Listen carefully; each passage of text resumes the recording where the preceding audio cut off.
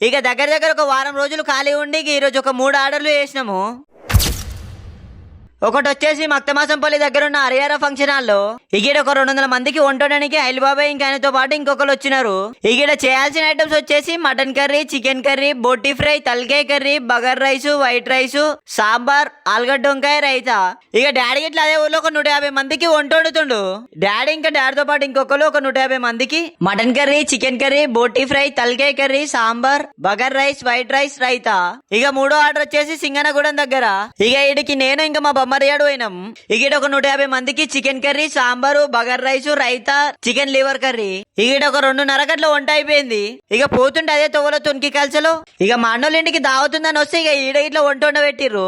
ఇక్కడ ఒక 200 మందికి mutton curry, bagara rice, white rice, sambar.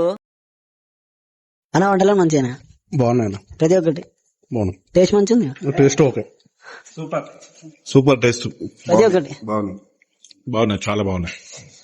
చాలా బాగున్నాయి. చికెన్ ఇట్లా మంచిగా అన్ని మంచిగా ఉన్నాయి. చికెన్ సూపర్, ప్రతి ఒక్కటి. Chicken super. చికెన్ రైస్ అంత మంచిగా ఉన్నాయి, చాలా బాగుంది. చికెన్ బాగుంది, రైస్ గిట్ట మంచిగానే ఉంటాం.